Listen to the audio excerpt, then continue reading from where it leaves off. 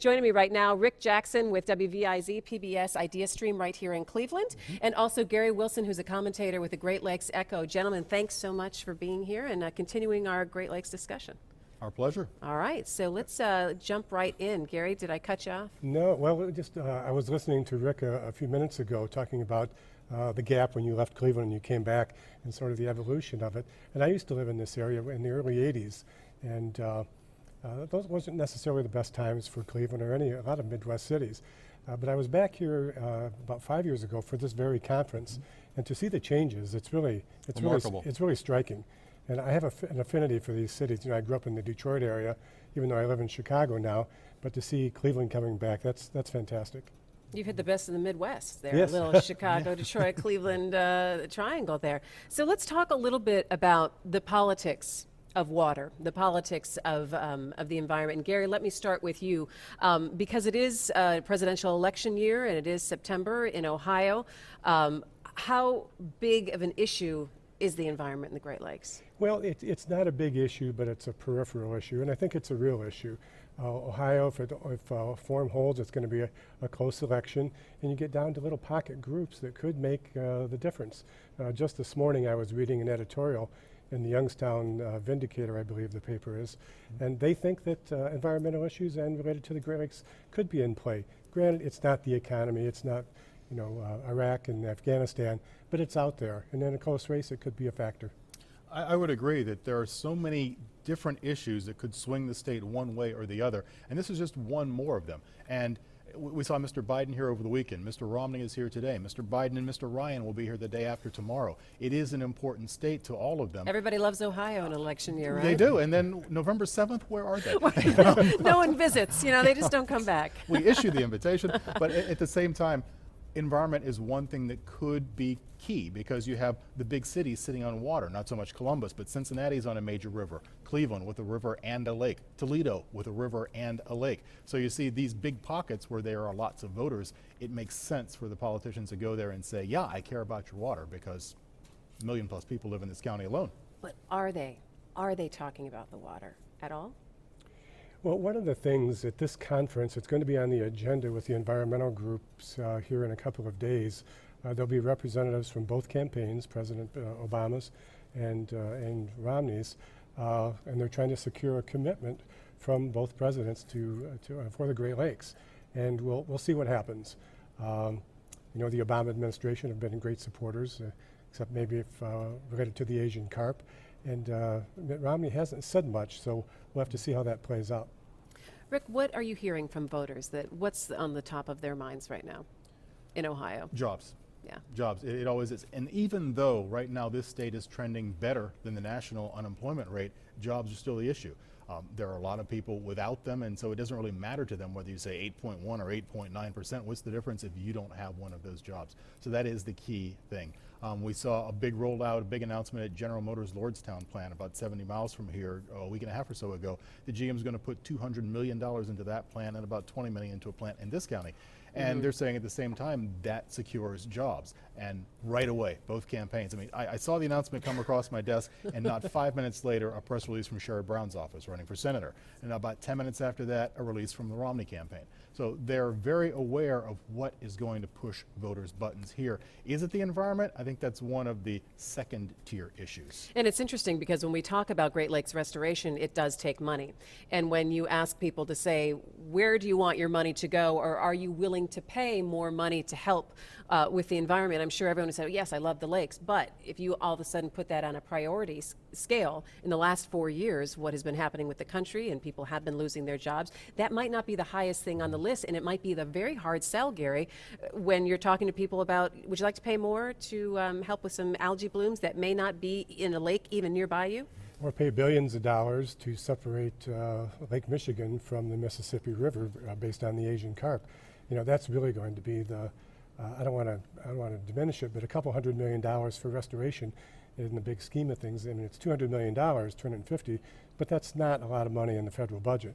Now, when you start talking about $4 to $9 billion for separating Lake Michigan from the Mississippi, that's going to get people's attention. Do we really need to do that? That's the question.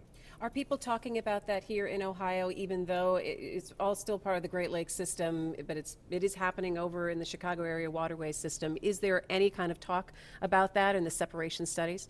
You know, at the same time, I have to think I'm a little bit skewed because I work for a PBS and an NPR station. So yeah, we're talking about it a lot. Are the people listening to everything that's being said? That's throw that one up in the air. You can catch either way. And when you mentioned a minute ago the idea of people caring about and spending money on water that may not be near them. We also have the issue of Grand Lake St. Mary's, the largest inland lake in Ohio. All kinds of issues. A couple of years ago, they would not allow people to use the water. And you know, it's not Lake Erie, but it's a huge body of water, and people in that part of the state have to be thinking, well, yeah, we need a little bit of this as well. We have big problems here too. Yeah. Yeah, and a reporter friend of mine told me that one of the reasons why the algae started to get the attention of some Ohio politicians is that many of them have cottages there, or they go there. So it's not an abstract issue. When they go there now, they have to deal with the algae blooms. That's why they're paying more attention to it. What's this green stuff, and who's going to take care of it? Who's going to move this? Who's going to move this stuff away? I do have to say, I follow both the Toledo Blade and the Cleveland Plain Dealer fairly regularly, especially the editorial writers there. And boy, they have just been vociferous on the Asian carp issue, you know, chastising the Obama administration, the Army Corps of Vet Engineers, and even the president himself. They're really, especially the Plain Dealer, they're on a mission. They're on a mission to... They want action. They perceive a cozy deal between Illinois and Chicago and the president. They're dragging their feet on the carp issue as far as closing locks leading to Lake Michigan, not forcing the Army Corps of Engineers to act quicker. When you get outside of Chicago, it's a big deal, at least with the editorial boards. And that issue was bubbling to the surface even before a person from Chicago was president. Right. So it really ramped up after Mr. Obama was elected. Yeah, and we talk about the separation of the Chicago, of Lake Michigan and the Mississippi River Basin and what that is going to take and what that's going to cost. But in the end, it's Congress are going to be the ones that say, all right, this is what we're going to do. So there's going to be you can have environmental groups talking about it. You can have studies come out from the Great Lakes Commission did a study saying it's feasible and you can do it for X, Y, and Z.